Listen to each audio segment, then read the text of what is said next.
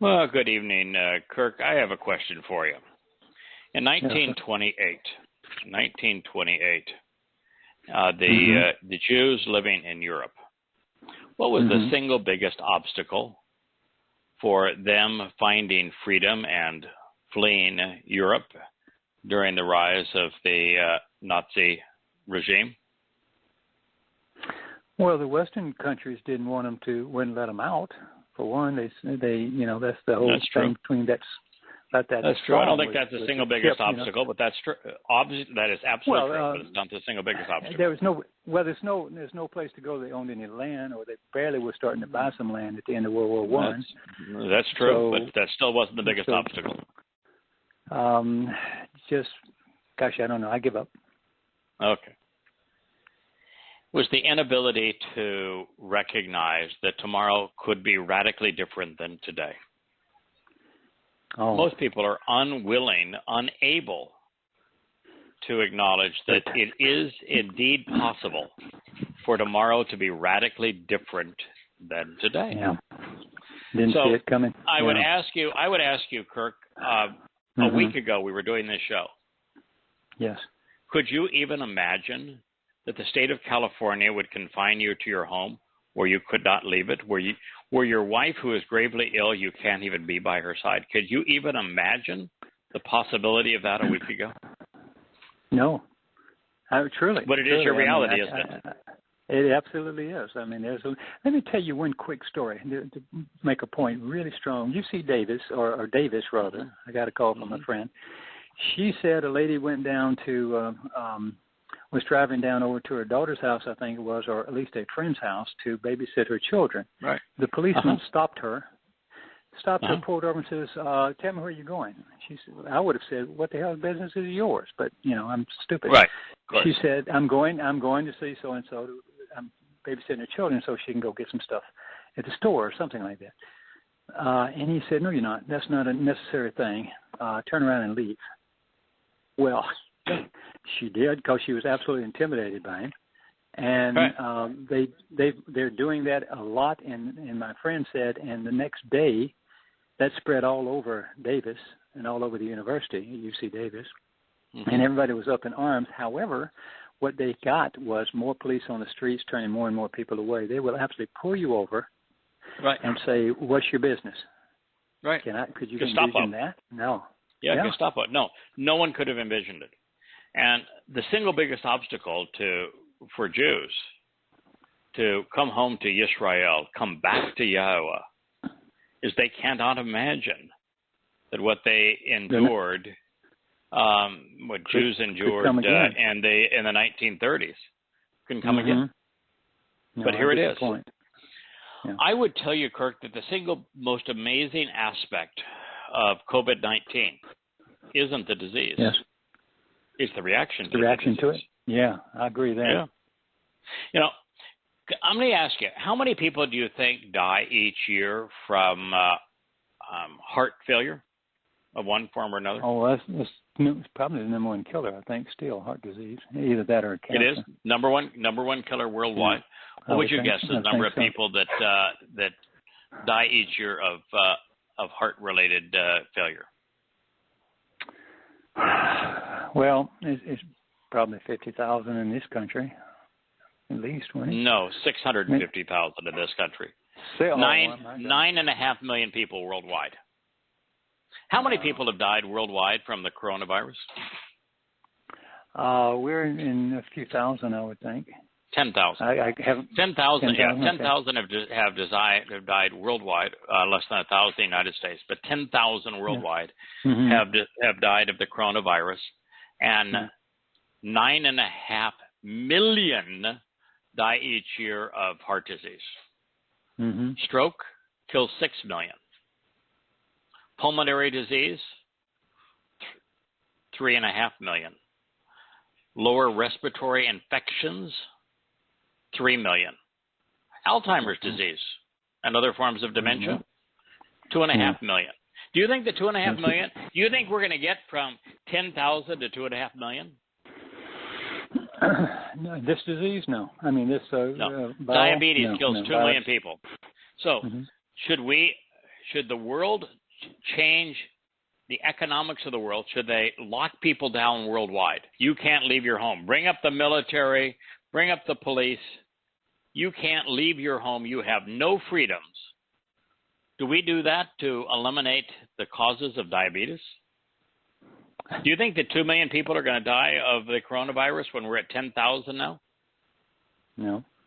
That's how many people die of diabetes each year. Yeah. Diarrhea kills 2 million people each year. Tuberculosis kills 2 million people a year. Do we change the world? I mean, so you have 3 states now that have put their entire states on lockdown. They have shut down all business other than what they say is essential businesses. I've run businesses. Yes. I can tell you these talking heads are clueless. When you run a business, you are dependent on hundreds and hundreds and hundreds of other businesses. You can't keep the doors open unless all of those businesses are doing what they're supposed to be doing in the free enterprise system. There is no way to orchestrate, well, you're essential because you make respirators. Well, what about the company that makes the tubing for the respirators? What about the company that makes the plastic injection parts for the respirators? What about the company that makes the screws for the respirators? What about the company that makes the metal for the screws? What about the company that makes the material that is used to extrude the tubes? What about the company that makes the cardboard that can all be shipped in? Yeah. What about the company that makes the light bulbs so that you can light the factory so people can work? What about the restaurants that feed the people when they are at work so they can continue at work? What is an essential industry? All of the above. All of the above. All of them. There is no way you can shut down business and not have a catastrophic effect. And this notion, oh, we're here, you're your government, we are going to protect you, we're going to make sure that the essential businesses continue to operate.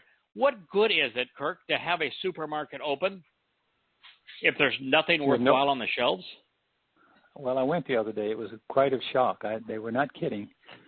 I mean, to this day, there's no toilet paper in Folsom. What is the purpose of having a drugstore? I went to a drugstore here in St. Croix, and everything we went to get the drugstore not only was gone, had been gone for 2 weeks. What good is it going to having a drugstore open if there's nothing in the drugstore that you need to buy, that you want to buy? Can't sell from it. Yeah. No. And so here we are in the twilight zone where we have every politician in the damn country trying to one-up one another and who can be the most drastic, because the media is saying, oh, boy, these guys guy in California and Cuomo in New York, I mean, they're the ones taking the lead on doing the right thing. Good God, less than 1,000 people have died of the coronavirus, and you're shutting down the entire economy, and you're depriving everyone of their freedom. What do you think the toll is going to be on human life by shutting down the economies of the world? You know, there's this misconception amongst the nimrods that speak in the media that government is the solution, that government is there to protect us. Government is not a productive force. Government relies on the productivity of business. If it wasn't for business, there would be no funds whatsoever for government. They're a net consumer of value, not a producer of value. When government shuts down business, you got nothing. There was an idiot in the media that was talking about the Italian healthcare system, which was completely socialistic. And they were talking about how much better it was because they had 3.2 beds for critical care per 1,000, where America only has 2.8. And at the time, they were showing the goddamn beds in the Italian system. You know what they are? It's like you were to open up a warehouse, and you were to throw cots in a warehouse, and they're calling those critical care beds. Just as this room with nothing in it other than walls and a floor and fabric cots. And they're saying, see, look how many beds they have. And they're not charging anybody for any of it. Well, they're not charging anybody for it for a reason. It ain't worth anything. Yeah. You know, if I wanted to lay in an army cot in a room that's got nothing going for it but a bunch of infected people on army cots, you know, I'd go camp out in the backyard. Probably do better. And here's the visuals, and this idiot is saying, well, the for-profit system in the United States obviously can't compete with the not-for-profit system in Italy. Look how many more beds they have per capita, and they're not charging anybody for anything. And they even bother to say, the United States isn't a for-profit system anymore. 70% of healthcare in the United States is now government-funded. It's socialistic too. I mean, we have no ability to put this thing in context. We have no ability to understand free enterprise or the purpose of business and what it contributes to society. We have shut down freedoms. We have shut down the economy. We have deprived the nation of 1/3 of its wealth for less than 1,000 deaths. So the most amazing thing about the coronavirus is the unbelievably idiotic both media and political response to it. Mm-hmm. There was a Nimrod on I don't know if it was MSNBC or CNN that was speaking just before the program as I was having dinner. And they said, well, if you don't take the actions that were taken in California and New York and Illinois, where you have no freedom, you can't leave your home. The police will arrest you if you leave your home. If you don't do that, there's 3% of Americans that are vulnerable to this virus. And those 3% of Americans could die. That's like 10 million people. Well, you idiot, what percentage of those 10 million people, because they are susceptible, because they're old, and because they already have known illnesses, what percentage of those people are going to die? Ultimately, all of them. But a lot of them. Without the coronavirus, 100% of them are going to die, right? Yeah. Yes. And they're all going to die, not all, most of them, the vast majority of those people who are most susceptible because of their age and existing problems are going to die within the next 5 years. It's not a comparison of, 11 million people get to, or 10 million people get to live versus 10 million people are going to die. They're all going to die.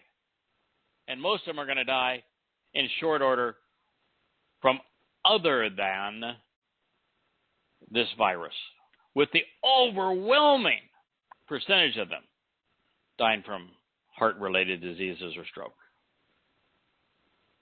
We have lost the ability as a people to think, to put things in context. I mean, we have literally destroyed freedoms, imposed government as the ultimate answer, destroyed our economy for less than 1,000 people, all of whom were really sick anyway. Do you know what Italy is saying about the percentage of people that are dying of the coronavirus in Italy? That 99% of them were already seriously ill. No, 99% of the fatalities in Italy, according to the Italian government, were for people that were already seriously ill. Maybe what the coronavirus is doing is resolving the problem that socialized medicine has created. The single biggest problem of socialized medicine is when you're not paying the bill, when somebody else is paying the bill. People who are old, who are really sick, will extend their lives and be in absolute misery for an added year and consume 80 to 85% of the entire healthcare budget, extending their lives in miserable circumstances an added 6 months to a year. 80 to 85% is spent in the last year of someone's life, and almost always making that extension miserable. What the coronavirus is doing for the most part is eliminating that. Oh, that sounds cold and calculating. It's just a statement of fact. Well, it's realistic. I mean, no one should appreciate this more than you do. You've I'm made listening. the same decisions that all of us would have made back in December. Your wife was diagnosed with late-stage cancer. It had already metastasized into several organs, like 4 vital organs. Mm-hmm. It was the size of a grapefruit in one of the organs. And at that point, the prognosis is not good. The doctor that's telling you it's good is a doctor that's going to make a lot of money on the surgery. But the prognosis is not good when it's that late stage and has metastasized into a lot of organs. And, you hope for the best. You say, sure, the doctor says, I can fix her. And of course, you're going to try. That's what we'd all do. Human nature. But how's the last 4 months gone?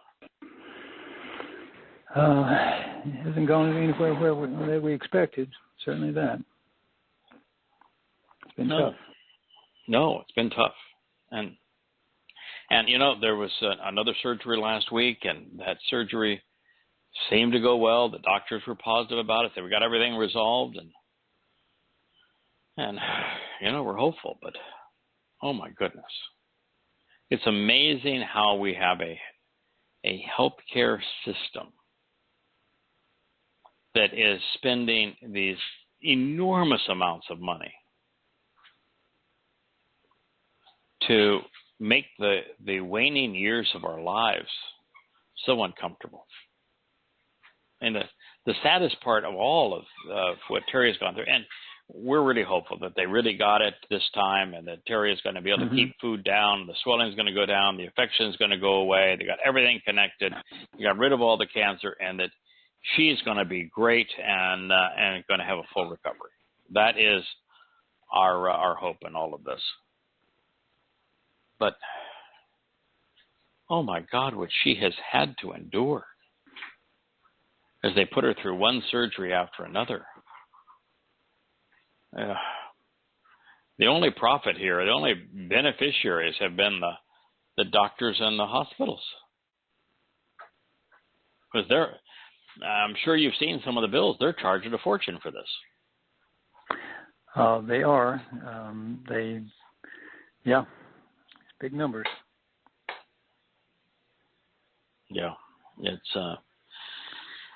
it is indeed staggering. Well, that's probably enough of coronavirus and healthcare systems and everything else. But I did want to bring that to everyone's attention because there are two factors. One is we need to look at this to recognize that particularly if you are a Yehudim, you're a Yisraelite, you are Jewish, and you're saying, well, we're never going to go back to the 1930s, and, it's never going to be rampant anti-Semitism.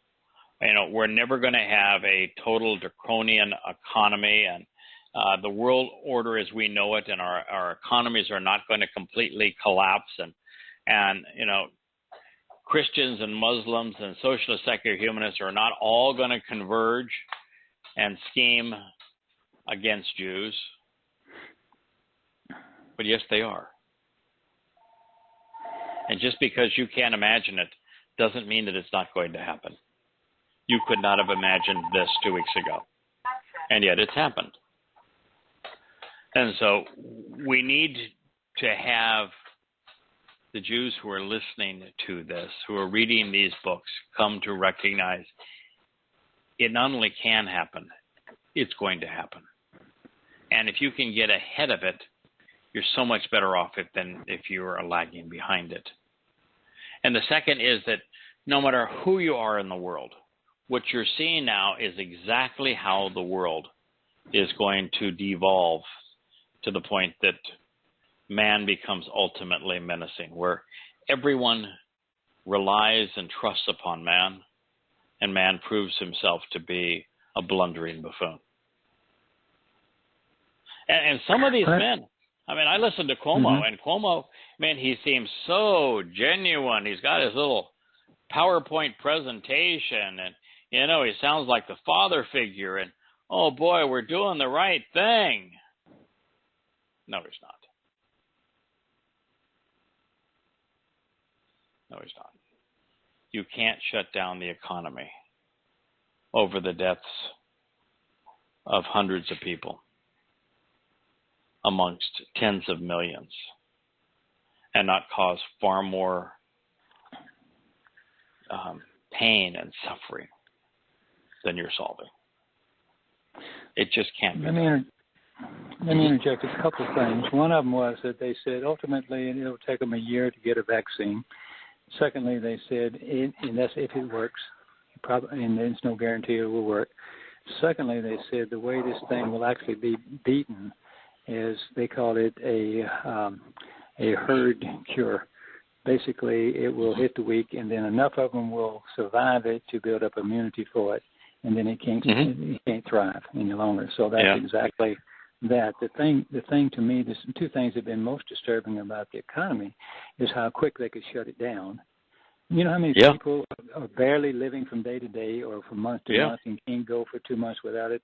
And poor 85% of Americans can't go 2 weeks without some think about the form restaurant of workers. Yeah. Right. I got a lady who's supposed to come over and trim my dog, and she lives on that on those customers to do it. And they told her she is not allowed to go into anyone's home, and she's not allowed to operate her business. And it's a mobile thing. I give her the dog, she takes it out in front of the yard, puts it in a mobile thing, drops the dog back. That's not a high risk. I can wear gloves. No. I told her. I said, and she said, no, you don't understand. They are going out and finding people. They will come up and get you. And I said, oh my God, okay. But watching the economy just drop down like this, and how quickly everyone accepted it. Yeah. I know they're afraid. I mean, this is how it works. But no, I had never seen anything like it in my life. If you want to be afraid of heart disease. Be afraid of tuberculosis. Be afraid of diarrheal diseases. Be afraid of respiratory diseases. And we're not afraid of those things. Why are we so afraid of this? Listen,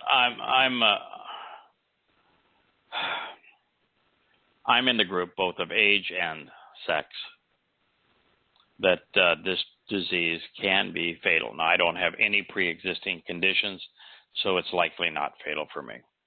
But nonetheless, I'm cautious. Everything we were going to do, we're not. We've pulled back. If I leave the boat, I have this mix of alcohol and other antiviral things. I have an antiviral soap that I'm using.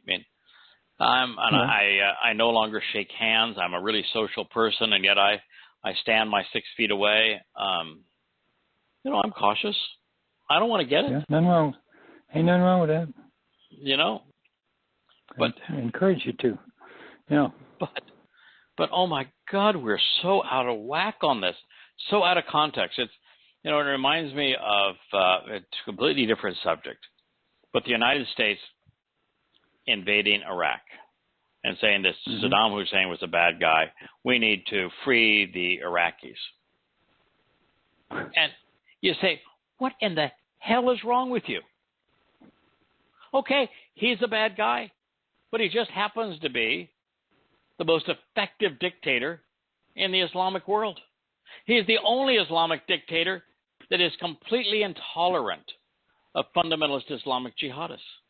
And if you overthrow him and you destroy that country, what's going to happen? If you install democracy, can you count?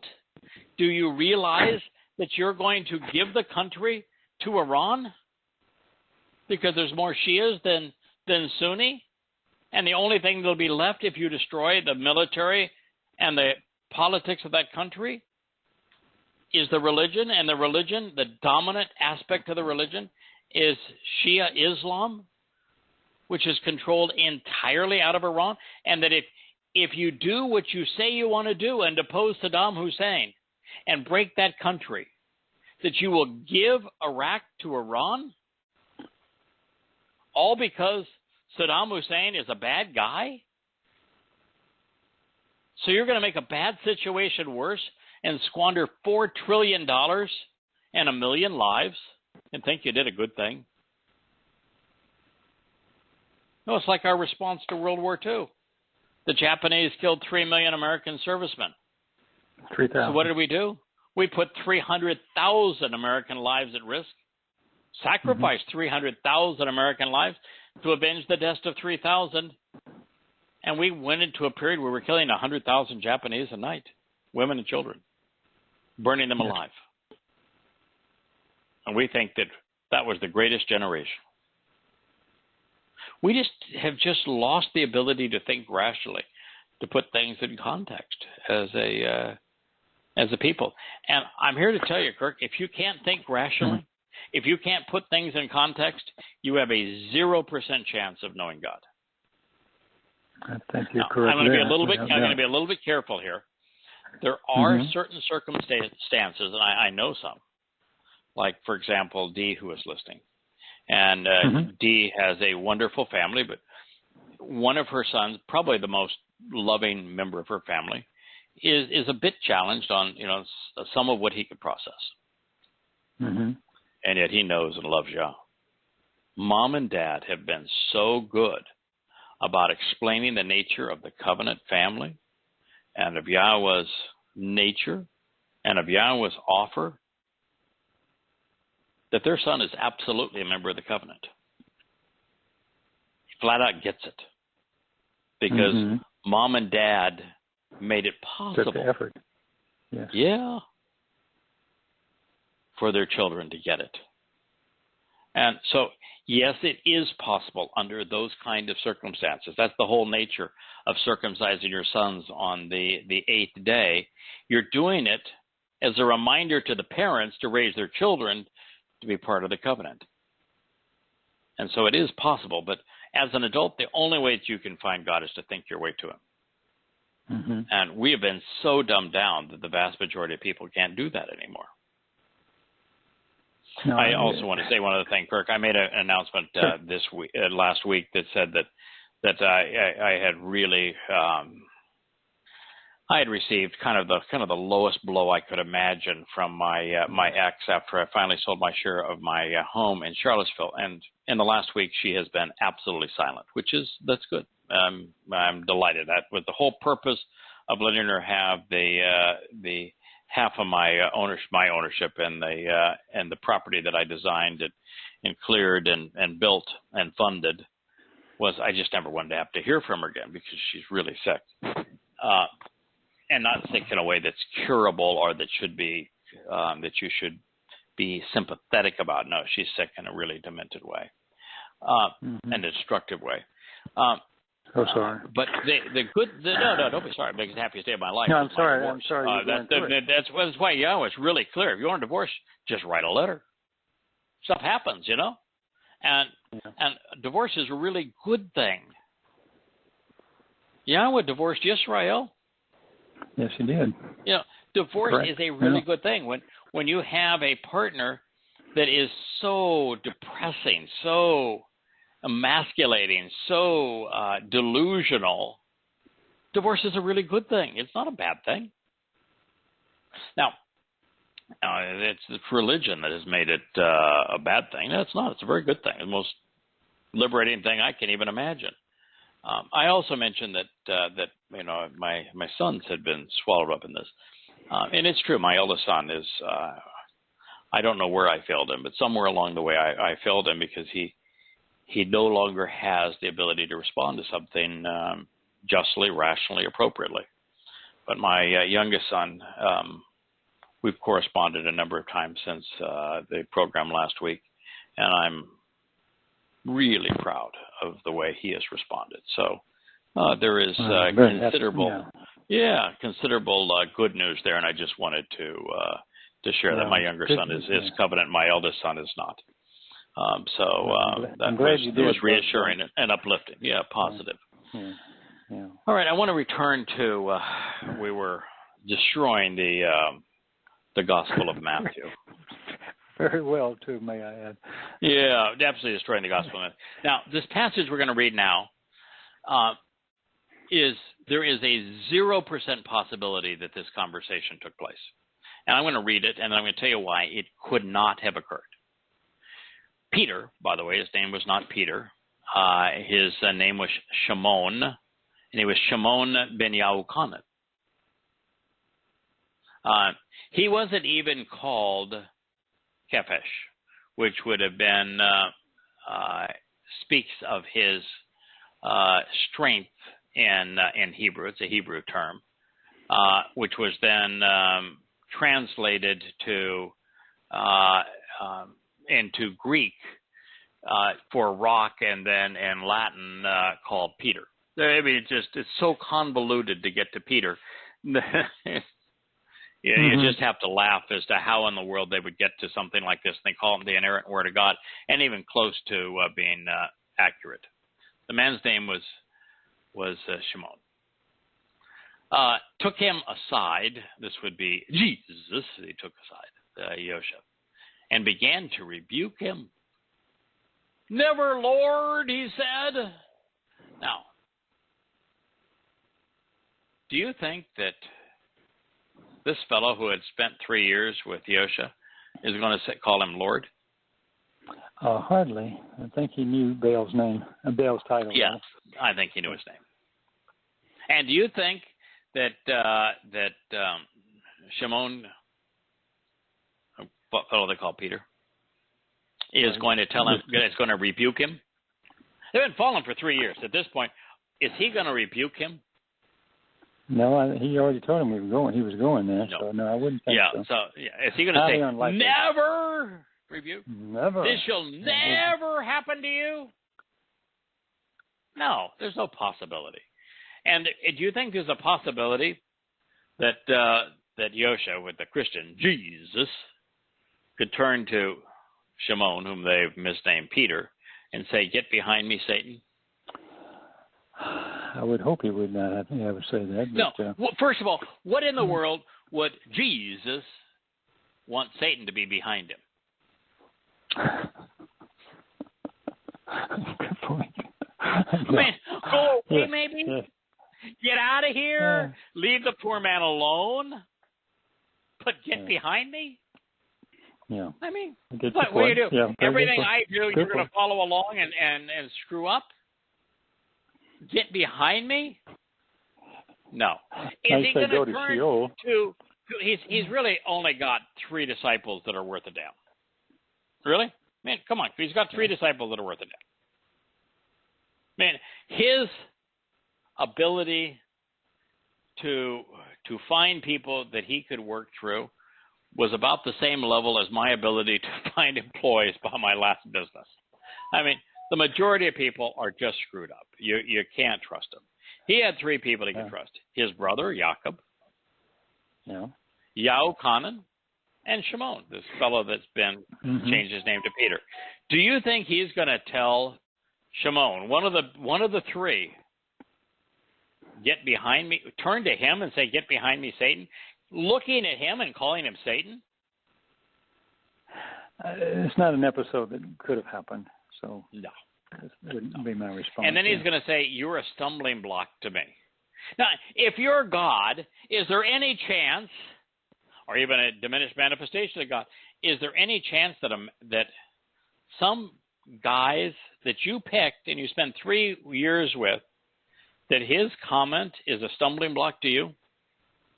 No, I think you could say, hey, Shimon. Think it through here, Shimon. I came to be the Pesach lamb. I'm going to be the Pesach lamb. I'm going to Jerusalem You know, on Pesach. this is going to happen Yeah. to me because that's why I'm here, is to be the Pesach lamb. Is he going to say you're a stumbling block? Is there any part of the Pesach celebration where you got to overcome a stumbling block? No. No. You do not have in mind the concerns of God, but merely human concerns. Well, if that's the case, why not specify what the concerns are? What good is it to say you do not have the concerns of God if you don't let people know what those concerns are? What would the concern of Yahweh be at this moment relative to Yosha? That this happened. We're a few days away from Pesach, aren't we? And it's not just any ordinary Pesach. This is Pesach circa 4,000 Yah. Yes. This is the Yobel year. Yeah, this has to take place. 4,000 Yah, and we're just a couple of days from Pesach in year 4,000 Yah. And he's going to be the Passover lamb. Why not say that? Well, that would make sense. Yes. And what, by the way, what would be the concerns of man at this point?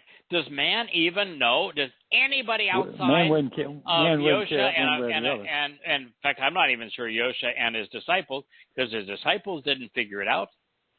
So is there any man alive at this point that says, wow, he could fulfill Pesach, and then our religion is really screwed, so let's our concern is to preclude him from doing it? No, that will not occur.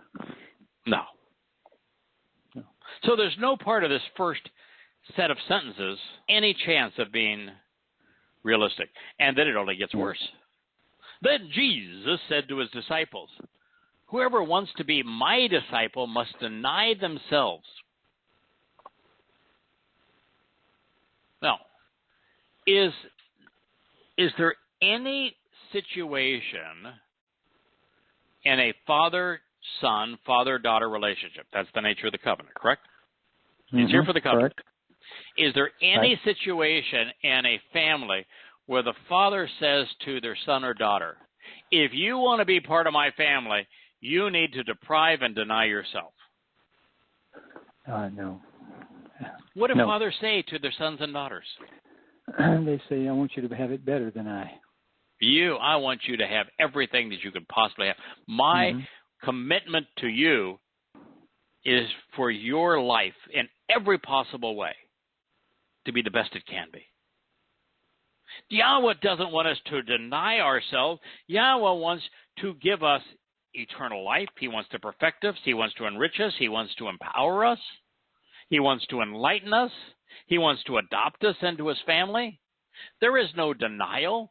This denial concept sounds like rabbinic Judaism, where on Yom Kippurim, rather than celebrate reconciliation, you afflict yourself. Yes.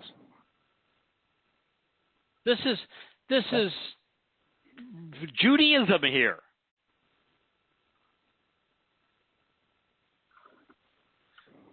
Whoever wants to be my disciple must deny themselves and take up their cross and follow me. Now, wait a minute. At this point, part of the problem here is that people can't think.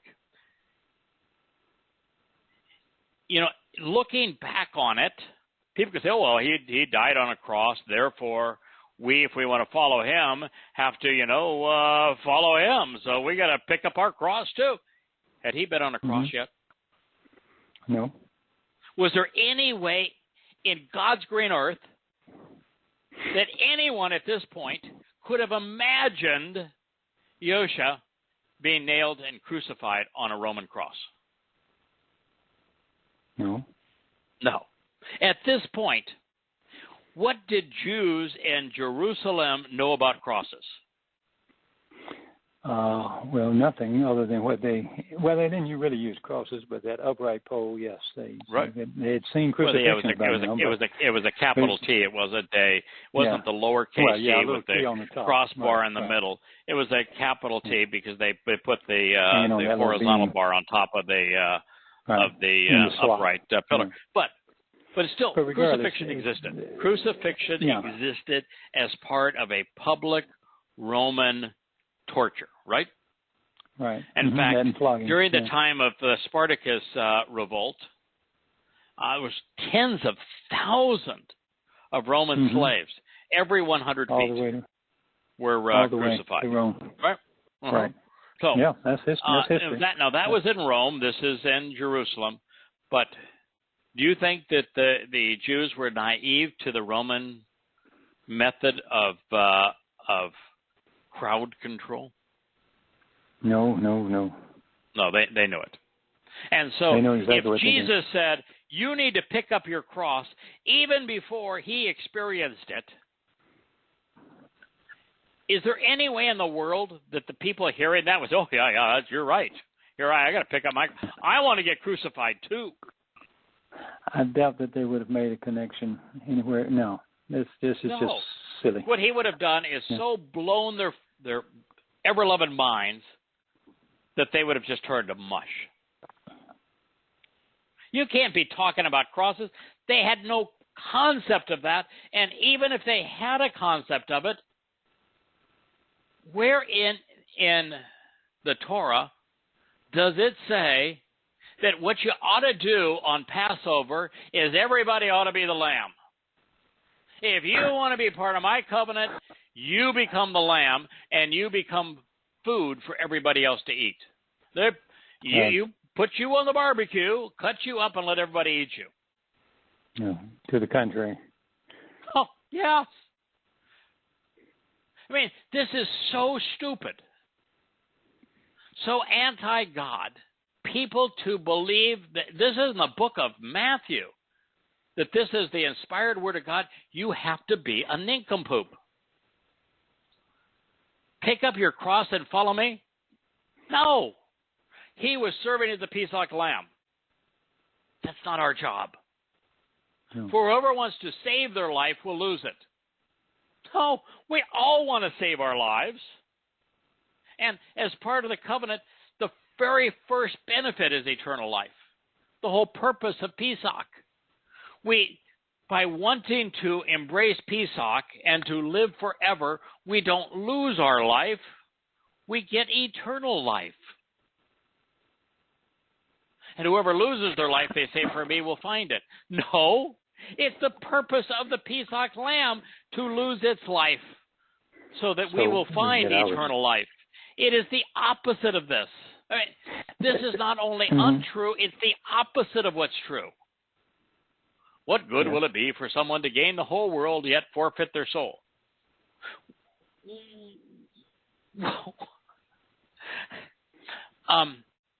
Has anyone ever gained the entire world? No. No. So you've got 7 billion people now, billions come and gone since this time. Has anyone gained the entire world? Has anyone even owned 10% of the world? Don't think so. No. I don't think anybody's even owned 5% of the world. So not a single person has gained the entire world. Why would you use this as an explanation? Okay, so it's an exaggeration. What good is it if you gain $100 million if you lose your soul? Where is it that it says if you are successful financially, you forfeit your soul? Nowhere. Well, was Solomon rich or poor? He was loaded, man. How about Dowd, rich or poor? Quite well off, I would say. Abraham, rich or poor? Abraham, rich or poor? He had more sheep you could stand, yes. Yeah. Jacob, rich or poor? Well, yes, he had a lot of stuff, yes. Dowd, rich or poor? So every one of the examples that Yahweh brings to us regarding the covenant were rich. Yes. And do you think God says, hey, man, you got too damn many sheep. You are too rich. I'm now going to exclude you from my family. Or is God's approach exactly the opposite? I'm here to enrich you. I was going to say, yes. Every aspect of this is wrong. Yeah. Every aspect of the Gospel of Matthew is wrong. Or what can anyone give in exchange for their soul? Huh? What a stupid statement. What? I'm pretty comfortable that I understand the plan that Yahweh has provided for us to have everlasting life and perfection, adoption, empowerment, and enrichment for our soul. And can you itemize the list of things that Yahweh says we must give? Okay, that was your entire list. Thank you very much. Pretty much, yeah. Okay, yeah. Now, Yahweh does throw 7 parties a year, and he says, I'd like you to attend. We have to attend. RSVP. But, RSVP, yes. But who's throwing the party? Well, it's his party. Yeah, who's providing the party favors? He's providing the party favors. So, are we given anything other than, well, I'll take the time to, since you're going to make me immortal, you're going to perfect me, you're going to adopt me, you're going to enrich me, you're going to empower me. I'll show up.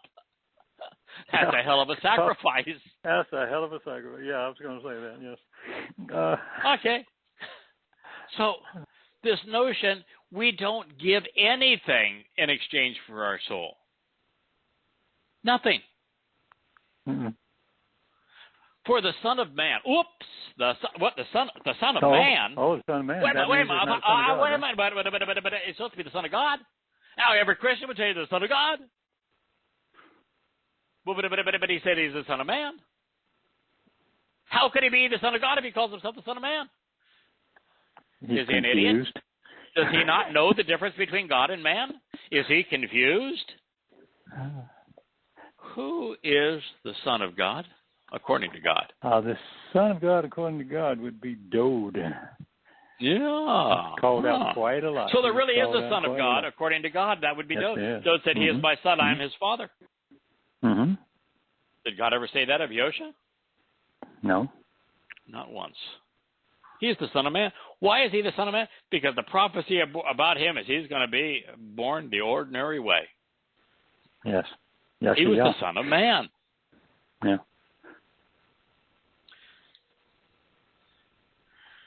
Is going to come in the Father's glory with his angels. Is going to come in his Father's glory. Wait a minute.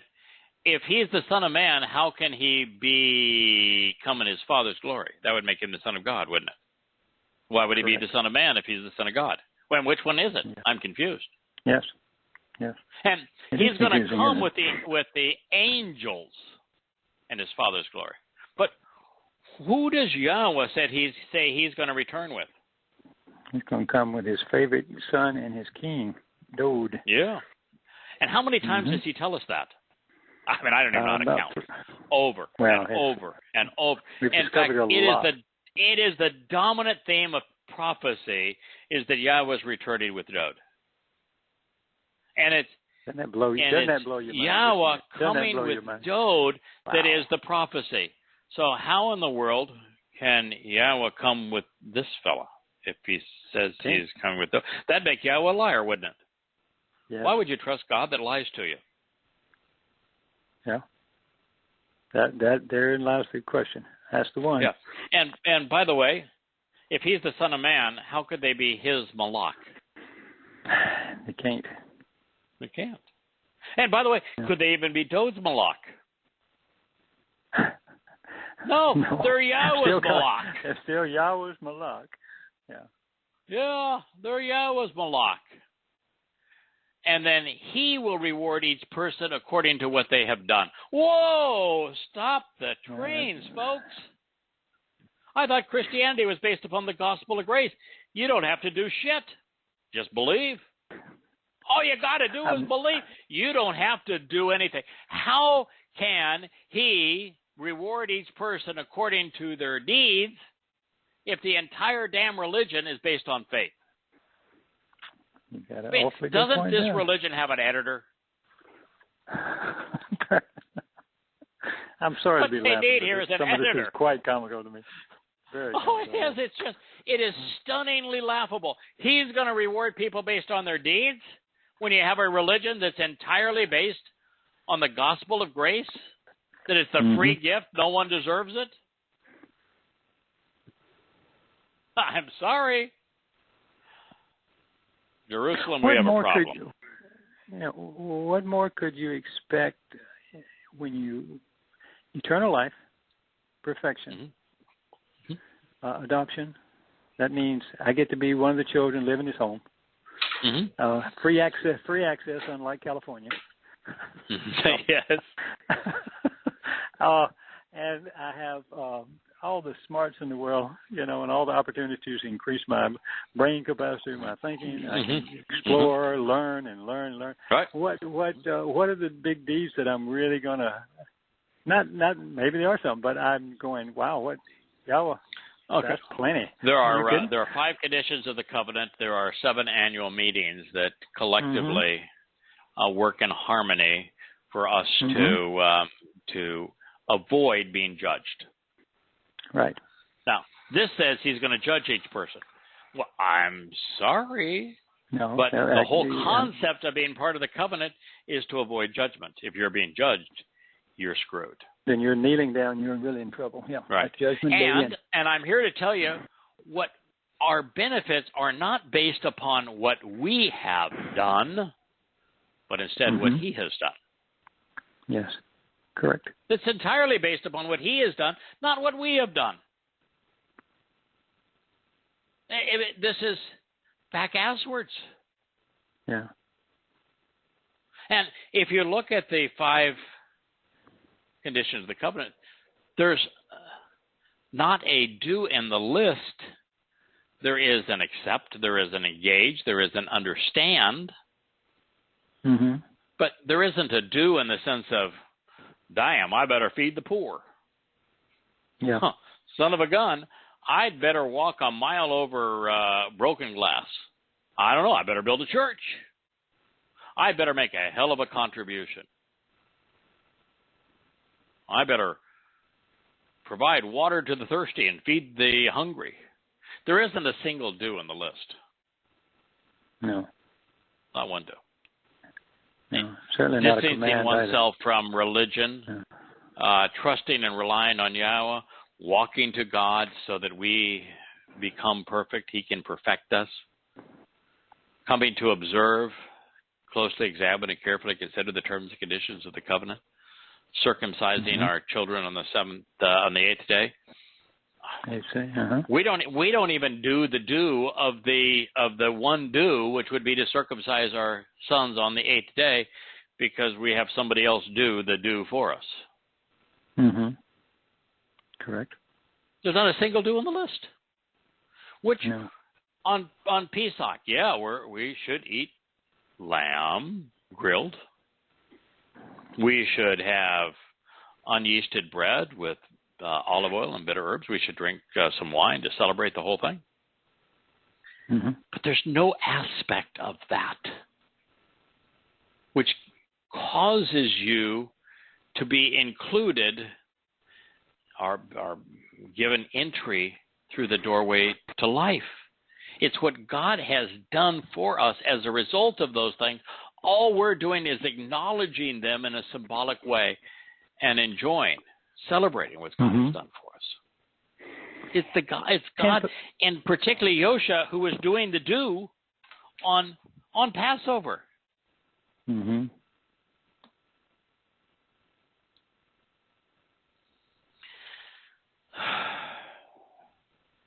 I need to ask you a quick question. How did they twist this? The thing that really bothers me, how did he go from eternal life in Pesach and then perfection in Matzah, and they missed the perfection in Matzah? Well, they missed the eternal life in Pesach. Well, that's true too. They have God's dying, I get you. and that believing in the death of their God causes life. Huh? No. Yeah, I hear you. The doorway to life is Pesach. You won't find one Christian in a million that say, well, it was Pesach AL. He was the Passover lamb. And therefore, Passover is the doorway to life. And even if they did, and you don't acknowledge matzah, it's counterproductive. It's extremely. You'd be eternal and estranged from Yahweh. And you got nowhere to go but away from Yahweh. Yeah, of course. And this next statement, we talked about it last week, but it's, if Jesus made this statement, then he was a false prophet.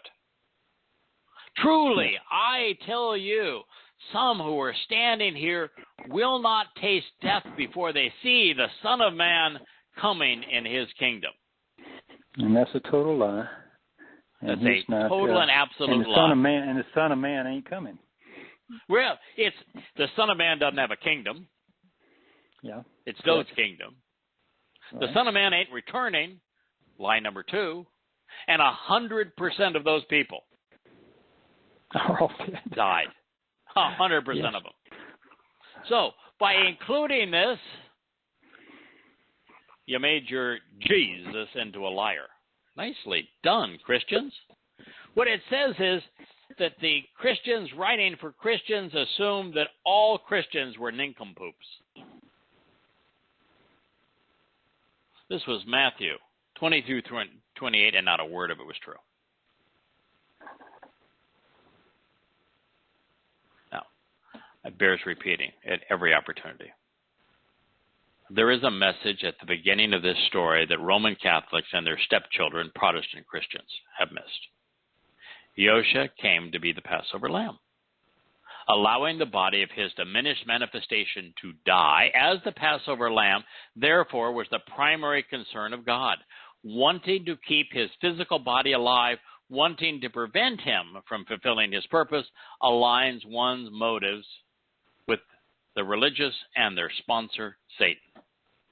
Therefore, when Roman Catholics seek to blame Jews for killing Jesus, rather than expressing their gratitude for his sacrifice as the Lamb of God, they are associating themselves with the adversary and precluding the benefits of Pesach. Yes, understood. You know, they had Christ the Redeemer. Christ, there is no Christ. And there was no redemption through Christianity. They got the Christ Redeemer, and they've got light shining on it with a flag of every country that has suffered from the coronavirus, and they want the world to pray. There was an idiot on Fox News. She was a Christian preacher, and she's saying, we have to keep open the house of God because God told us that wherever we are, he will be there healing us. The Pope wanted to have a worldwide prayer session of all Roman Catholics. What happened in the 24 hours after the highest death toll in this whole episode for Italy? What happened 48 hours? The next highest death toll in the history of this virus for Italy. Nicely done, Pope. Yeah, nicely done, Pope. If Jews were to blame for doing as the Torah prescribes and preventing the Passover lamb from the sacrifice, then if they are presenting the Passover lamb for sacrifice, they are to be commended. And that is likely the reason a small number of Yehudim were shown encouraging his death on this day. While they did not kill him, it was their responsibility to select and present the lamb. The Christian failure to mention God's intent on this day and Yahshua's role on it is a blight on the religion's credibility. Preoccupied with irrelevant details and getting most of them wrong, in fact, all of them wrong, the church missed the big picture. The only story what actually mattered. Passover. Speaking of the incredulous, at this point in the timeline, as I've mentioned, it would have been jarring to the point of mind-numbing to suggest the idea of a cross, of the device Romans had invented to ensure submission to their subjugation through the most hideous form of torture ever perpetrated on humankind. The words ascribed to him are counter to the Torah. They are sadistic, wholly counter to God's nature, the very thing he rails against. Human sacrifice is anathema to God. He isn't asking us to torture ourselves, much less try to become our own Passover lamb. He honored the promise to do this for us so that it wouldn't happen to us. The only things we are asked to deny are the very things that those who wrote these words prescribe. Submission to religion and government.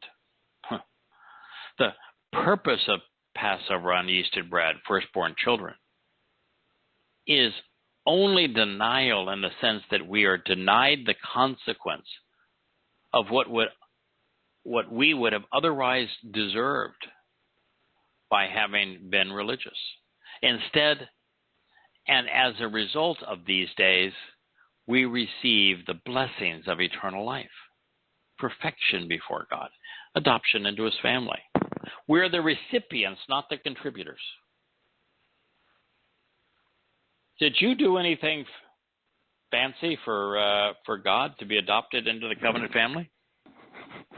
No, I just showed up and studied, and I followed those 5 steps. You know, those 5 conditions. I'm good with those. I like them. Yeah.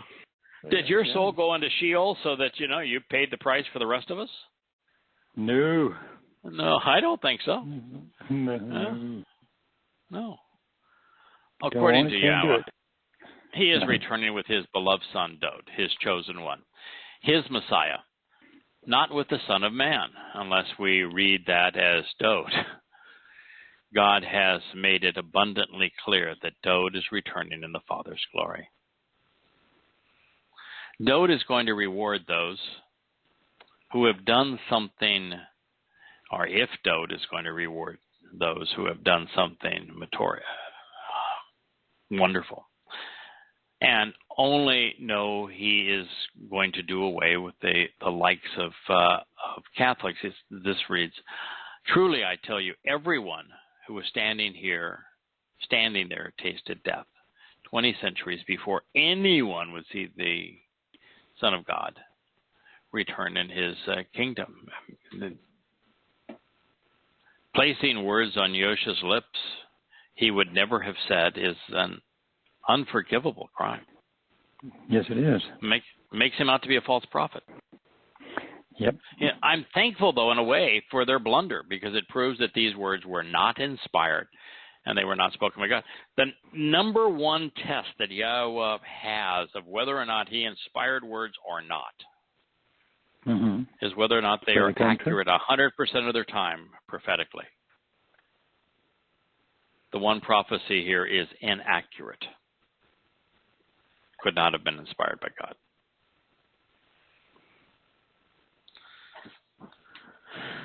There is a sticking point here for thoughtful Jews that I'd like to address before we move on. We're talking on behalf of Jews. Since Yahweh is resolutely against human sacrifice, why was the Passover lamb human on this day? Why not an actual lamb? Maybe a really big and pretty one. That's very funny too, by the way. Good line. The answer is that Yahweh told Abraham not to harm Yishak because he was going to provide the sacrifice, becoming the Pesach El, and that he created us in his image. We humans, by design, were conceived to be the animal most like God. Yes. So when Yahweh set apart a diminished aspect of himself to honor his promise to provide the Passover lamb, the body took the form of a man, not a cute, furry, four-legged animal which would otherwise be consumed in the celebration. The Pesach El, representing Yahweh on this day, acted like him and spoke like him, such that an observant individual would recognize him and appreciate what he was doing to fulfill Passover and honor his promise to Abraham. Beyond this, the body was simply flesh, something with a very limited lifespan by any standard. The soul, which was and remains the essence of his nature, did not die. His nephesh soul would go on to fulfill matzah the following day, such that when it was released from Sheol, Yah's nephesh and ruach were reunited, representing the unification of God and man. Therefore, the actual life of Yosha was not sacrificed. Just his body, which was a collection of molecules which was meaningless apart from the symbolism. The real sacrifice was that Yahweh's nephesh endured Sheol on unyeasted bread. And it's this mikra which perfects us so that we can be adopted into the covenant family. That's a paragraph most of us should memorize. That is so straightforward and clear. I mean, that's if you're teaching this to your children, that's the one you want to get across, because that's the one Christianity falls apart on. Yeah, so that would be it. That's why I marked it real big time here. Yosha's body was simply flesh, a collection of molecules which were meaningless other than their symbolism. His soul didn't die. His soul had to fulfill matzah and Sheol. And then the soul and the spirit, the nephesh and the ruach, were reunited, representing the unification of God and man. The whole purpose of the covenant. So, the actual life of Yosha wasn't sacrificed, just his body. The real sacrifice was what Yosha's nephesh endured in Sheol on unyeasted bread, so that he could justly resolve our disputes. It's the mikra which perfects us so that we can be adopted into Yahweh's family. Therein is yet another part of the story that Christians miss. Passover without unyeasted bread is counterproductive.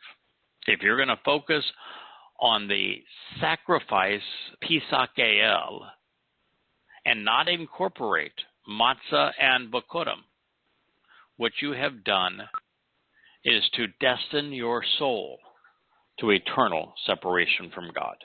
Sheol. Eternal life without perfection equates to an eternity in Sheol. That is why Roman Catholics, their insistence on Good Friday leading to Easter Sunday has become a plague of death. This is not a recent contrivance, but instead replacing Passover with a resolutely pagan celebration of Easter Sunday began in the late 2nd century, such that it was ubiquitous among Christians by the time Roman Catholics seized upon it. By that time, would not all the Eboim be gone? So that would make sense, because there's really nobody to tell the story again. Yeah, right. By somewhere around 100 to 130 CE. Yeah.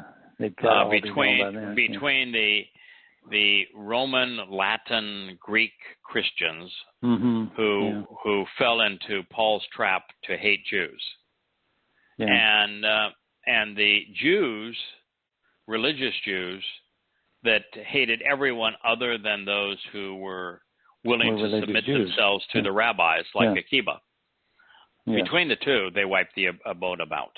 So the followers of the way were destroyed between 90 and 130 CE. They were gone. So all you had left were religious Jews who the Romans just absolutely obliterated, and Latin and Greek Christians who went on to transform Rome into their image. One was destroyed by Rome. The others came to become Rome. Just be absorbed, into Rome. Yeah. Well, they weren't so much absorbed to Rome. No, they actually tried. They converted it to the Roman Catholic Church. They were responsible for the transformation of Rome into the Roman Catholic Church. Well, that allows you to live. If you control the church as opposed to controlling the empire, all empires eventually fall. But the church, until Yahweh and Dowd come, that thing can live forever. It's just a nasty organization. It won't go away. Yeah, it is. Yeah. I was, Leah and I were out, we took our one outing amongst coronavirus.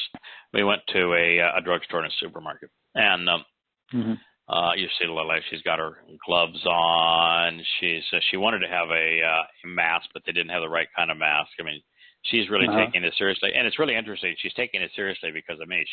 She's done the research and know that estrogen has a really negative effect on the coronavirus, so that women are only 25% of the victims in Italy, for example, have been women. 75% are men. And so she's really doing it more for my sake than for her sake. But yeah, bless her for that. But she's out. She's got her gloves and she's doing her 6 feet and that distance. She's not touching anything. And we come out of the store, and you know me, I'll talk to anybody. Sure. And there was this Indian fellow, and I engaged him in conversation. And we stood outside the store and talked to him for half an hour. And turns out he was halfway between Hindu and atheist and spiritual, and the typical kind of arrogance that Indians have of we've been doing this longer than anybody else, and we don't we're accepting and respectful of everybody's religion because we're tolerant and we're spiritual. And then he went on to say, he says, Christians, however, he says, how is it that these Christians have been hoodwinked into having their symbol be an implement of torture? I mean, how could you endear yourself to God by parading under an implement where you claim your God was tortured? Are you celebrating his torture? He went on and on about that. Went on and on about this. Good for him. So, it was interesting. But then there's a lot of things that he missed as well. We really tried to reach him, and there was an arrogance there that wasn't going to reach him. So the Christian fixation on the tortured and dead body of their God is sadistic and bizarre. Even their belief in bodily resurrection is completely and totally counterproductive. Why would you want to go from finally getting rid of your physical body, your soul being separated from it? You're totally free from the encumbrances and the decay of your physical body. And what I want now is I want another physical body. That way, I can't be immortal. That way, I can't be perfected. That way, I can never maneuver in time. That way, I could never explore the universe. I'm just stuck here. What a stupid idea. There's no part of bodily resurrection that is beneficial in any way whatsoever. When you were a Christian, did you believe about it? Did you think it was bodily resurrection? You just parrot the words. But I never really believed that. No, I always thought that we would be a different body because it'd have to be one that would go through walls like his. So I never got that message. I must have missed it somewhere. So. Yeah, I know. I was evangelical, man. If you're being evangelical, you got to be citing the words of Paul, man. You got to be taking everything out of context. You got to be a believer. Yeah, in fact, your beliefs have to trump everybody else's beliefs if you're going to be an evangelist. Wow. I was the youngest ordained ruling elder in the history of the Presbyterian Church at the time. Oh no, man! I swallowed the Kool-Aid. Well, that's Lucky it swallowed didn't 90% of it, or 95% of it. Not maybe even 98, but a couple of things like that don't make sense. And I used to be miserable. Like yeah, I used to be miserable about it until I started thinking about why did God choose Moshe. Mm-hmm. When I figured out why God chose Moshe, I was no longer embarrassed that I had been a moronic Christian. Well, yeah. Because, I mean, Moshe had, if you're looking for somebody to march into the most powerful militaristic, economic, political, religious country on earth at the time, the last person you would pick would be an 80-year-old shepherd, right? That would be the last person you'd pick. And if you wanted to convey your message using words, the last person you would pick is a stutterer. That's right? true. And if you wanted to have credibility in Egypt, the last person you would pick is somebody that actually had murdered an Egyptian and was on the lam because he had murdered an Egyptian. So that probably wouldn't be where you'd start, would it? Probably not. No. So what was it about this fella that made him the one person that not only God wanted, but when he said no, God begged him? Yeah. Well, now we all know. I mean, we know that now, so it just makes perfect sense. Yeah, absolutely. So what was it? There's only one thing that Moshe had over everybody else. He not only knew the politics, the religion, the economics, and the militaristic nature of Egypt. He hated it so much around the palace. that he was willing to kill to free his people from it, and that he had walked away from it. So God, who is willing to tell us about this stuff, but doesn't want to have to waste his time talking about it, would much prefer to say, here's the really good stuff. Let me share with you the really good stuff. All he had to do with Moshe is share the really good stuff, because he did not need to explain to Moshe why he was trying to liberate his people from the economic, religious, political, and military oppression of Egypt. And so I apply that to my own life. And I see, okay, God had a job to do. There was not a single Yehudim that was willing to do the job. So he needed to find somebody with whom he's going to work, because he never works alone. Not a single Yehudim was willing to work with him. So what did he find? Somebody who had understood, who knew, who had been a Christian, who had been really political, and had begun to walk away from all of those things because of all of the flaws in them, and knew they were wrong. Now, he didn't know diddly squat about Islam, so we said, okay, before we begin this project, we have a little romper room to do. You need to take you through some remedial education so that you're up to speed on this. But once we're finished with that, then we'll go into the good stuff. Well, if people think that's just talking, nobody can live what you lived through. Honest to goodness. With Islam, if y'all hadn't chosen you to do this, you just can't live through that stuff. No one has ever done that. You speak tens out of against thousands Islam, of and death you got to go threats. hide. Right. Yeah. Prophet of Doom, Tea with Terrorists were written in my own name. Yes. Well, you were there. And not only written in my own name, I did 10,000 radio interviews across this country and public appearances where I debated Muslims. And, it cites the Islamic scriptures to condemn Muhammad and Islam and Allah. And there is a 0% chance that you can live through that. The government of Saudi Arabia declared a fatwa on me. I mean, you can't survive that. No, no one has. Unless Yahweh you have to hide in a hole somewhere. Yeah. Right.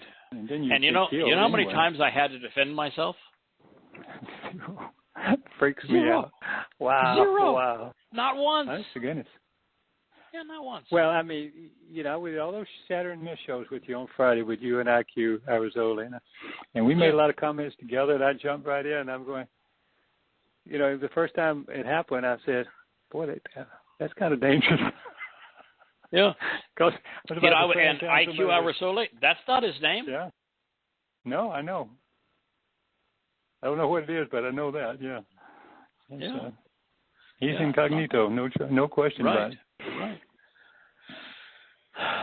With Jews swept off center stage and into hell and Christian lore, God's primary work in the world is now accomplished through the building of Christ's church, after which Jesus will come again to the earth and establish his kingdom, ruling the world from Israel, quote unquote, Chuck Swindoll and God's masterwork. Attaboy, Chuck. Yeah. Come on, Chuck. I like your comment. Oh, wow. God's primary work in the world is now accomplished through building of Christ's church. There ain't no Christ. He wasn't the Messiah, and Christ doesn't mean Messiah. There is no person named Christ. In fact, if it's a title, it would be the Christ. Yes. Sure as hell it's not a last name. No, it'd be like Queen. And there is no point where he is anointed Messiah. Yes. He's not even referred to as the Messiah. Not a single prophecy calls him the Messiah. The one prophecy that can be ascribed to him where he's not named, that uses Messiah as an adjective modifying messenger. Yeah, not as a title. Yeah. And you can't even get from here to there on church in the Greek. No, because it's ecclesia, and ecclesia means to call out. Church doesn't mean to call out. So there is no church. He doesn't have one. God doesn't have one. Christ most certainly doesn't have one. And Jesus ain't coming again, Chuck. Dowd is returning. And it's not the kingdom of Christ or Jesus, Chuck. God makes it really clear. It's the kingdom of Dowd. He says it over and over again. Is your God an idiotic liar, Chuck? He's going to rule the world from Israel. What's the most important place on earth, Chuck? Do you have the headquarters of your church in Israel, Chuck? Oh, my. He's in Texas, isn't he? Yeah, I think so. Yeah. Returning to the Christian piece de resistance, the glaring omission from the ancient manuscripts of the entire episode before Pilate becomes more curious still when we recognize that there are two parchments attesting to what came before it, covering Matthew 26, 7 and 8, 10, 14, 15, 22 through 23, 31 through 33, and 29 through 40, prior to 300 CE, with another, Papyrus 37, written prior to 400 CE, covering the Gospel of Matthew 26, 19 through 52.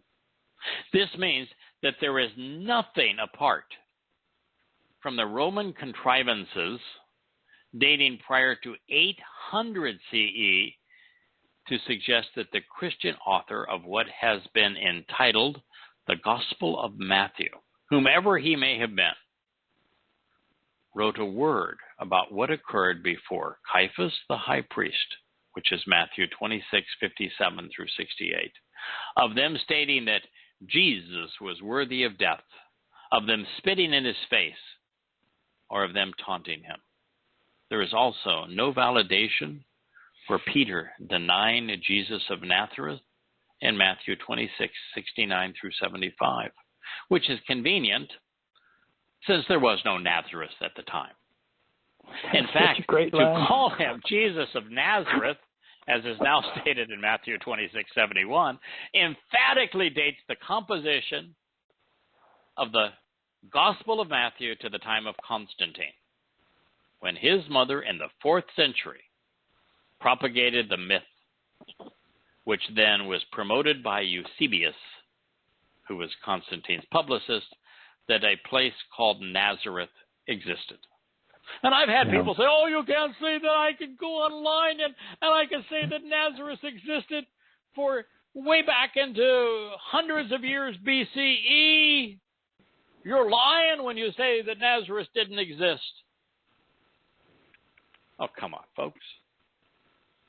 If you're going to make a statement, do your homework. There was a community at the place that is now called Nazareth way back into 200 and 300 BCE. But guess what? Wasn't called Nazareth. No. And that community was ultimately abandoned. And so between the 1st century BCE and the 1st century CE and the 2nd century CE, the place was abandoned. There was no Nazareth. Nazareth did not exist until the time of Constantine's mommy. So, for the Gospel of Matthew to refer to him as Jesus of Nazareth means that that portion of the Gospel of Matthew was written in the 4th century during the time of Constantine. Those are the facts. They are irrefutable. Every serious study of Nazareth comes to the same conclusion. It did not exist. There was nothing at what is called Nazareth today between the 1st century BCE and the 1st century CE. It is absolutely proof that this portion of the first book of the Christian New Testament is a complete lie. There was no Jesus of Nazareth. Both names are bogus. There was no Jesus. There was no Nazareth. Now, that's a big, big problem. That's a big problem.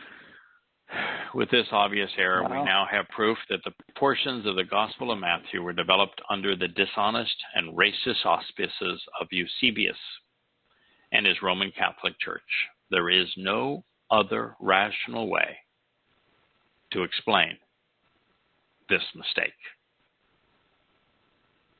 In addition, there is no indication whatsoever, apart from the mutilated text prepared initially by Eusebius on behalf of Constantine, known today as Vaticanus and Sinaiticus, both Roman creations by the same scribes under the same authority in the 4th century, replete with tens of thousands of modifications over many hundreds of years, that early in the morning, all of the chief priests and all of the elders of the people made their plans how to have Jesus executed. So they bound him and led him away and handed him over to Pilate, the governor. Oh, those dastardly Jews. That was made up in the 4th century. And by the way, all of the chief priests, how many chief priests were there? There's only one chief priest. Yeah, that's why they're called a chief priest, isn't it? Yeah, pretty much. He's the chief. There was one of them, not a bunch of them. At the time, it was Caiaphas. So, all of the chief priests, I'm sorry, there was one of them. And all of the elders, people. So, if you were, elder at that time would be in your 40s, right? So everyone in province of Yahowah that was 40 years old, they were there, and they were handcuffing Jesus. Every one of them wanted Jesus. I'm here to tell you, there wasn't even 1% of the elders of Israel at the time that even knew who he was. I believe it. There wasn't even a fraction of 1% that would have handcuffed anyone or given a hoot. There wasn't any fraction of 1%, much less all of them, that would have taken any Jew to Pilate. No, that's correct. Didn't make any sense at all. So there is no chance that they all did this. In unison, and there's in public. essentially no chance that even a fraction of 1% would have done it. It's a flat-out lie. And you look at the words, Why would they make up this story? Because for Christianity to work, they have to have the God who made all of these promises to the Jews come to hate the Jews such that he is going to renege on all of his promises to the Jews and give them to the Gentiles.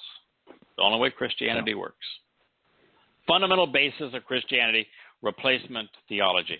The fulcrum upon which it actually pivots is taking all the promises that God made to Dowd and giving them to Jesus so that Jesus has credibility. And then taking all the promises that were made to Israel and giving them to a Gentile church so that the Gentile church has credibility. But the problem is, if you do either of those things, the God who made those promises has no credibility. That's correct. That's it. When did all that gel in your head? I mean, when did you really get the Holy Ghost when you said, "Wow"? I mean, I'm pretty sure I know because we were doing so many things about Dowd. But it was yeah, just, you know what so happened? that's so monumental to me. I just freak out. It's so wonderful. You see, it's just wow. It's a wow factor. I did not come to understand that Christianity pivoted on taking the promises that Yahweh made to Dowd such that the myth of the Christian Jesus would have credibility until the first time I translated Yashaya 9:6, which, you know, the whole purpose of observations for our time was to try to understand Dowd's mashal, where he was talking about Pauline church, the Gentile church conceived by Shaul, and how it was associated with the whore of Babylon, and how it caused a plague of death. And I began by translating for observations for our time, Mizmor 6, not Mashal 6, the 6th proverb, and then 7 and 8. And when I read this, I said, you know, what we need to do to tie all this together, to understand Babylon, the whore, religion, Christianity, and the role Shaul Paul plays in this plague of death, is we need to go through Yashaya, which is a treatise against religion,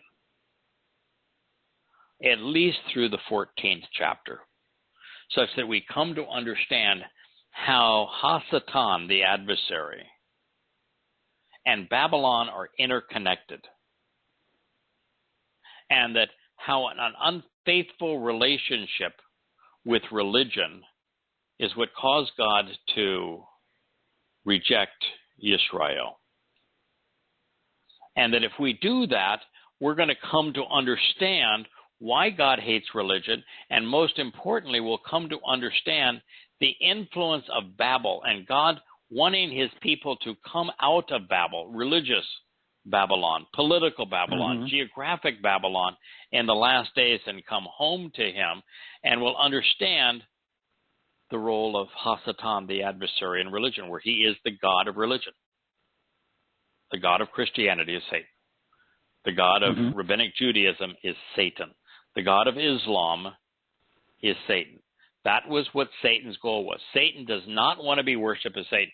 All these idiots, and there's very few of them, but the idiots that are into the occult, into Satan worship, that is the last thing Satan actually wants. He does not want to be worshipped as the adversary. He doesn't even want to be known as the adversary. His whole concept is to rise above Yahweh. The only way he can be perceived to having risen above Yahweh is to become the God of religion. And that's what he sought to do. So as we were doing that, one of the things that we came to along the way was Yashaya 9. Yashaya 9 is probably the single most important prophecy in Christianity, where, you know, unto us a son is born, unto us a child is given, and his name shall be. And in the Christian text, it says, you know, the government will be on his shoulders, and he shall be Almighty God, Eternal Father. But that's not what the words say. It doesn't say Almighty God. It says that El Gabor, the mighty, valiant fighter on behalf of God. Well, that's Dowd. Yes. It doesn't say Eternal Father. It says the witness on behalf of the Father. Well, that's Dowd.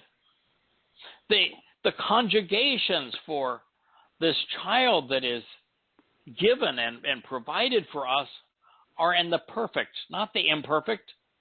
This is not the conjugation you would use if you're talking about somebody that's immortal, in the sense of God. Mm-hmm.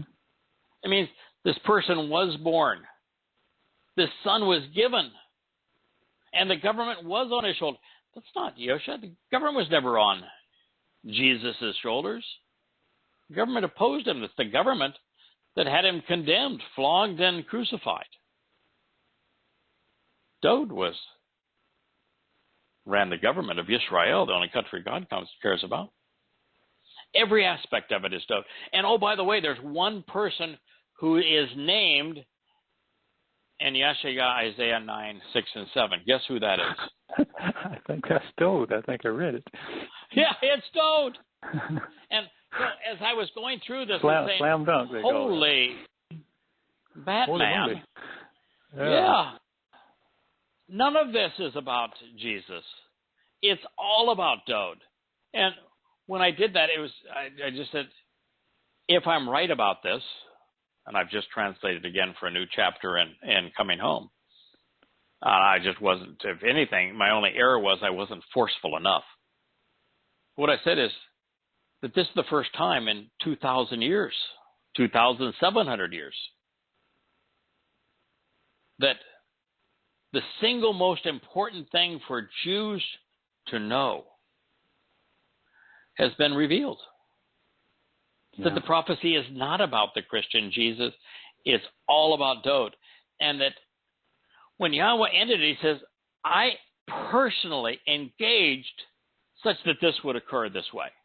And when Christians ripped all of that asunder and said, no, it's not about Dowd, just because God said it was about Dowd, just because God engaged to make all this true for Dowd. No, it's about our Jesus.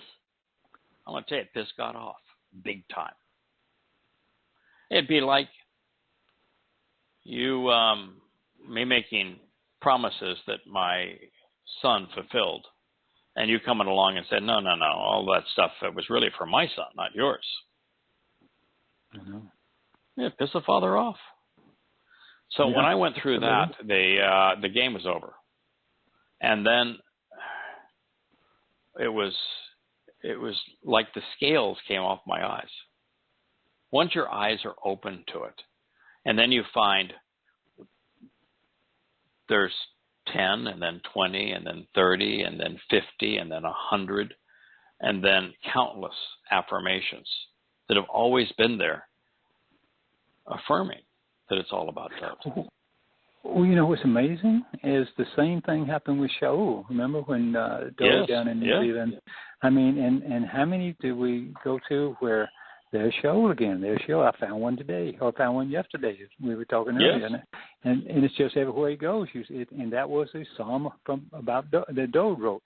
And he's pointing out that. In fact, what you come to understand it is that the entire episode between King Shaul and Dowd was prophetic of the ultimate battle, which is a battle between Dowd, where he is going to wipe out all of those who have been influenced by the wannabe apostle, Shaul. But it's just he's the plague of death. And we stumbled on the first, and then the second, and then the third, and then there were 20, and then there were 40, and then there were 60, and then there were 100, and I don't even know how many there were. Yeah. But, Christians, a lot of them reject Dowd David because they say, he's always complaining, just complain, always wanting, bad stuff to happen to his enemies. He has one enemy. Yeah. Pauline Christianity. It's religion and politics. It's the the same it's stuff. the it is the enemy. The enemy that diminished his value, that diminished his credibility, that diminished his worth by taking everything that God had promised that he has and will do through him, including his second coming in terms of him being the King of Kings, including the kingdom of Dowd going forward, including him being the Messiah, including him being the Son of God, and they gave it all to a religious myth. And so, like right now, I'm translating the 118th Mizmor, and Dowd's going to wipe them all out. Here. And constantly, it's talking about we're dealing with this pandemic now, and everybody is relying or wanting government to resolve their problems. And Dowd is saying, no. Rely on Yahweh. Don't rely on man. It's far better to rely on Yah, not man. Don't rely on government officials, he says. Don't rely on religious officials. Trust Yah. How can you be a religious institution and it says don't rely on any institutional officials? Rely on Yah instead. Don't read that. Oh, we have to come up with a really corrupt version of that somehow. Yeah, somehow.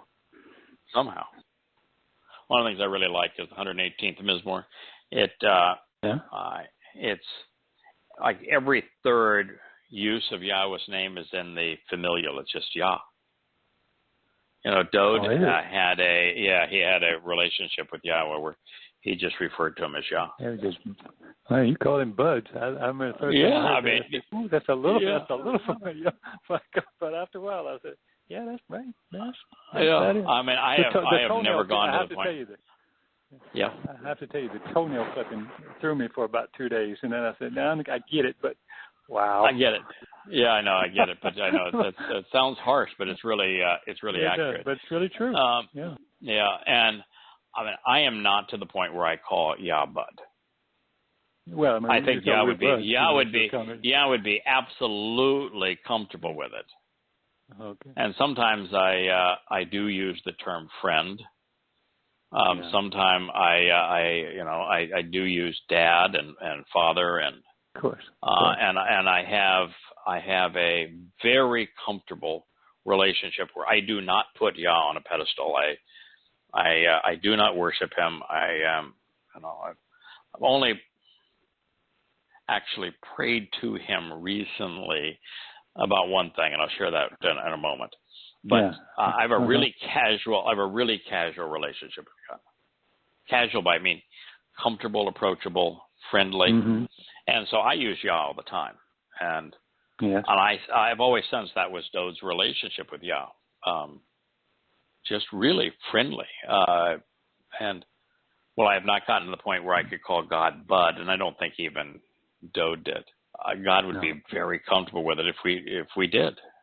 That's what he's looking for us, is for us to have that point of view.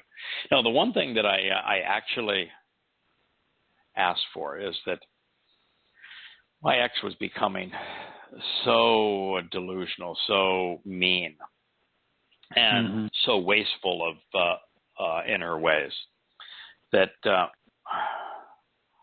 it was becoming difficult for me to move on the way she was squandering the resources of the farm that I had developed and planned and cleared and funded, designed, built in Virginia. And she was just absolutely, I could jointly manage it with her. And she was just completely incompetent in her management of it. And she was just squandering all the resources. And finally, she so upset every realtor. No realtor would work with her. There was no lawyer that would work with her. She just destroyed everything. So the farm wasn't even for sale anymore. And it was the last thing we owned together that had to be sold according to the post-nuptial agreement. And I just said, this is such a mess. You got to get me out of this. I can't be distracted and play this game. You got to get me out of it. And as it turned out, when she took the house off the market and went on to the post-nuptial agreement to lower the listing price to get it sold in a timely fashion, we opened up a hearing with the judge. And that hearing with the judge, I think it was a week ago, Thursday was the timing of the hearing of the judge, 12th. Mm-hmm. And right before that, she had her lawyers write a letter that says she'd buy my half for some pittance of what it was worth. And I did the math, and I looked at what she had spent and what she was spending. I think like $35,000 a month she was squandering on this. And I looked at the fact there was not a single realtor in Charlottesville that could work with her anymore. I said, there is no way I can actually do better than this. That's sure, she fraudulently put me in this place. I can't do any better than this. This is with her mismanagement and dishonesty, this is the best I can do. I said, yeah, I'll go ahead and accept it.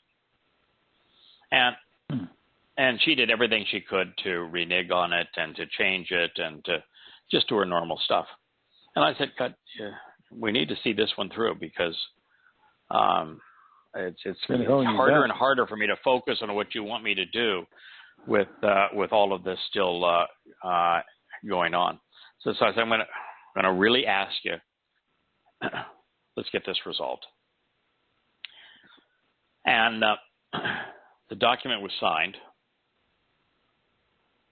the day before America came to the realization that coronavirus was going to destroy our economy. Our economy we've lost a third of the nation's wealth. Airlines are essentially shut down. Had it not concluded the day that it did, I could not have even made it to the hearing or returned. Oh, that's right. That's right. And there's no way the deal could have been consummated. It happened just as it needed to happen at the very moment it had to happen under essentially miraculous circumstances. And you say, okay, well, it's not really appropriate to ask God to intervene in a lot of things. And, I don't ask him to intervene. Not if you ask him to do something he wants to do, which you did. Yeah, but if you ask him to do something he wants to do, and what he wants to do is to liberate us so that we can focus on the job at hand if we're willing to do the job that he wants done. And guess what? I'm going back for the first time now in about 6 years, and I'm translating Yahowah 9 all over again. And guess what? Yahowah 9 says that there's going to be a goy that's going to play a real role in revealing what this prophecy actually says. And for that goy to be able to do this job effectively, I'm going to unburden that joy of financial and religious entanglements. The day after the deal was signed, I translated that.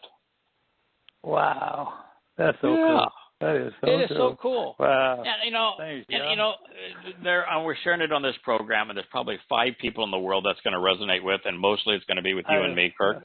But still, it's really cool. It's worth it. It's worth it if it's just you and I that are celebrating it, right? Yeah, absolutely. That's a Yahoo. Yeah. Wow. So, and as you know, it's not exclusive to any one person. Anyone that's willing to do the same thing gets the same benefit. There's a reason that Yahweh told us what he liked about Moshe, what he liked about Dowd, why he chose to work with him. Because if we do the same sort of things, even though we can't, we're not going to carry Moshe's sandals or Dowd's sandals. They're extraordinary. No. But the story, they're still real people with real flaws, and so we can still aspire to many of these same things for the same reason, and Yahweh was absolutely desirous to work with us. There aren't a whole lot of people that are volunteering. You'd be surprised if you want to engage, he's going to say, absolutely, let's do this. That's cool. Yeah, so it's really cool. It's sad on one level, but at least the door's open. Come in. The door's open. Doors open. Come in. Yeah, it's Can you imagine if you were actually a Yisraelite or Yehudim and you wanted to engage? Wow. Yeah. Run up here quick. So, yeah, come on. Yeah, it's so, sometimes we make it sound like, hey, we're special in some way, but keep in mind, no. Without exception, the people that God has chosen to work through are really, really flawed. They're really inadequate. Yeah. Moshe was a 80-year-old, broken down shepherd who was a stutterer who was on the lam because he was a convicted murderer. So listen, we're not talking about the best and the brightest here. Yeah. Right. So. And for the most part, the job pay really well. Look what happened to Yahshua. He got his head handed to him, all right? What happened to Hosea? He said, okay, you want to have empathy, you go marry a temple prostitute. See how that works out for you. Okay? And even when we talk about troubled family lives, do you think there's no one that God loved more, no one that God accomplished more through than Dowd? And you'd be hard-pressed to find anybody who had a more troubled family experience than Dowd did. Yeah, it's pretty rough stuff. His children. It is really rough stuff. And so he's not insulating us from pain. He's not insulating us from a lot. But what he does do is there is no way that old Dowd could have gone from, okay, your first experience. I mean, immediately. Dowd is immersed in Yahweh's spirit. He is anointed by Shamuel on behalf of Yahweh. Yahweh says, he is my guy. You know the next chapter of Shamuel? He's off to get Goliath. I mean, there is no time wasted. He goes and in one sling, he gets Goliath. And from that point on, every time Yisrael is threatened, Dowd is right there. He says, okay, I'll take care of that for you. Even when he's being pursued by Shaul, he says, but these people here, they're threatening Israel. He goes off and takes care of it and then goes back to what he was doing. Yeah. It's true. Yes. I know the stories. Yeah, that's absolutely right. And yes, all the while, he's got problems with his wives. He's got problems with his sons. He's got problems with his daughters. He's got problems up the wazoo because that's life. That's what God gives us the power to overcome, to prevail, to learn from it, to grow from it, to get character and backbone as a result of these things, to show that we are special because of what God has given us, that we can endure and prevail. And so, Dowd had all sorts of aches and pains, and yet look what God accomplished with him. And so, same thing can happen to all of us, through all of us. Mm-hmm. And time's short, so the opportunity is spectacular at the moment.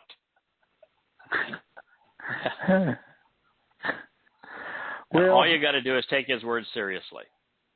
Yeah, well, we do that.